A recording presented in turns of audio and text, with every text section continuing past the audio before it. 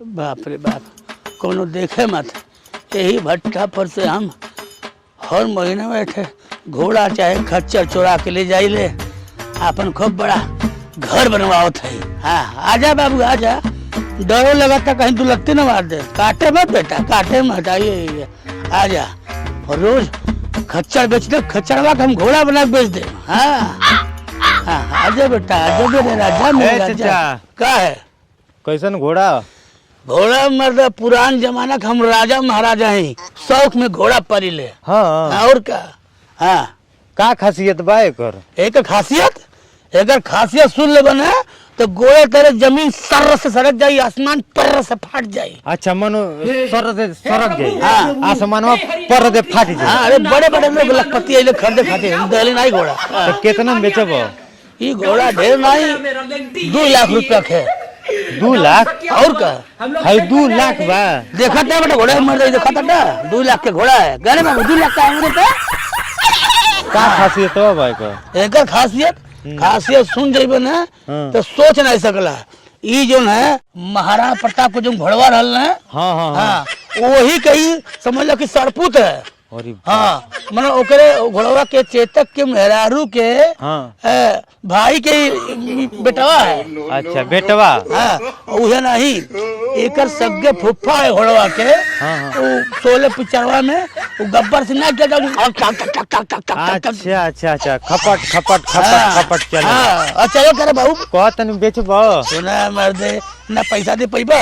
हाँ? और ये घोड़वा का और खासियत है, महाभारत में भीष्म पितामह यही के जो घोड़वा बैठे थे ना, एक पूर्वज रहला। हाँ। और यह नहीं समझना कि और जब अर्जुन रथा नहीं चला में, अच्छा रथवा किटिर किटिर किटिर किटिर ओ रथवा में हाँ। जो घोड़वा रहल, हाँ। एक परनानक चरनाना रहल। अच्छा। हाँ समझ ल कि ऐसा घोड़ा बा 8 लीटर साँझे के दूध देला। अरे बाप, घोड़ा बा? मतलब घोड़ा मतलब कुक्कू खोता था का तुम। हाँ और 3 लीटर दोपहरिया देला। अरे घोड़वा दूध देला? मतलब आधी लीटर रतिया के 1.5 लीटर तो मुझ देला दूध। अरे बाप रे बाप। समझ ल कि बड़े लोग आइले, हम दहले नहीं हाँ। घुड़सवारी करे खातिर हम करी नहीं। हम कहता आजा महाराज, आदमी देखा था ना चुप्पे से जाते खियावे खातिर, क्यों देखे मत, क्यों चिन्हे मत, ये खातिर हम ऐसा भेज धैले बाटी। 2 लाख रुपया दे दो। हाँ। बहुत सीधा बा। 1 लाख रुपया ले लो ना, मेरे को परवड़ता नहीं है तो ये लोग कुकुर खरीदने आए क्या? हाँ चाचा, अरे हम घोड़ा खरीदे आइल बानी, कुकुर ना है, घोड़ा घोड़ा। शाहरुख खान आओ, शाहरुख खान, एक ना शाहरुख खान है। सुनो बताइए, सुनो सुनो सुनो। हाँ लो अब का करबो, जब आ गेल बानी घोड़ा खरीदे। हाँ सुना हम बता दी। हाँ यही जो है एक बियाह भेल नहीं बहन, बियाह नहीं बियाह नहीं भेल बताती हम पहले। तो दे दो, हम बियाह करा ले। अब बियाह करा दिए। हाँ बियाह करबा ना तू? सुहागरात भइल बा कि नहीं? ए मर्दा बड़ा गंदा आदमी बैठा तू। हाँ एक बियाह करा दिए, अब बढ़िया घोड़ी रहे, ठीक है ना? ये समझ लो कि अभी घोड़ा के बारे में क्या बताई, दौड़ा लेने कड़बड़ कड़बड़ कड़बड़ कड़बड़ कड़बड़ कड़बड़ कड़बड़, समझ लो कि हवाई जहाज अगर सामने फेल बा करे अब। हवाई जहाज वो फेल हो गेल। हाँ मन ई उड़ेला का? हाँ देखो उड़ेला। साझे के 2 डिब्बा के बंटी बबली चाहिए। अच्छा। और राती में अंग्रेजी पियाला, ठीक है? है दारू पियला घोड़ा बा? तो का मतलब भिखमंगा का घोड़ा समझे तो लगा नहीं परोता है, चलो ना ये और हवा आने दो। सुनो ना। हाँ कितना ताजा ताजा बताई, कितना में हम दे दी? चला 1,95,000 देता।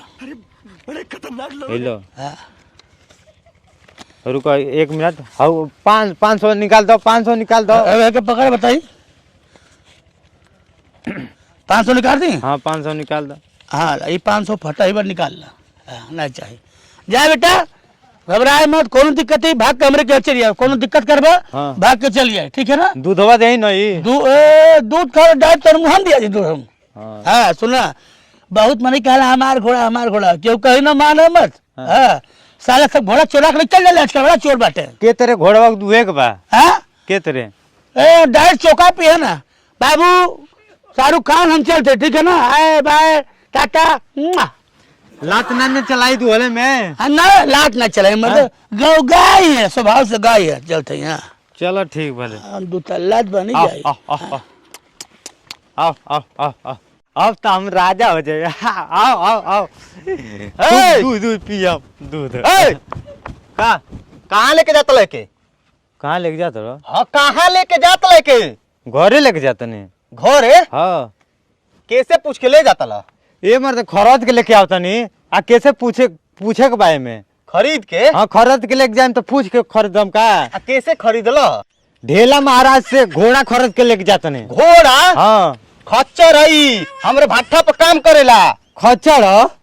तो तोके का घोड़ा लगता? ये मर्द नहीं ऊ तो कहता ना घोड़ा हो आई दूध देला। दूध देला? अरे बाप, घोड़ा दूध देला? मैंने खच्चर हमारे लेके कहता घोड़ा हो। ये मर्द नहीं अब तो ठगा गए नहीं यार। अरे दादा तू समझे ठगैला तो? आ कैसे खरीदला? और ढेला महाराज है एगो दुके बा। ढेला महाराज? हाँ। वो तो चोर ह। हर महीने में भट्ठा पर से एक लेके चुरा के जाला। अरे बाप रे बाप। गोइल के ने मिल जाई तो वही तो खोजत नहीं हम। 1,95,000 हमारे गइल। हाँ तो जा खोज 1,95,000 अपन।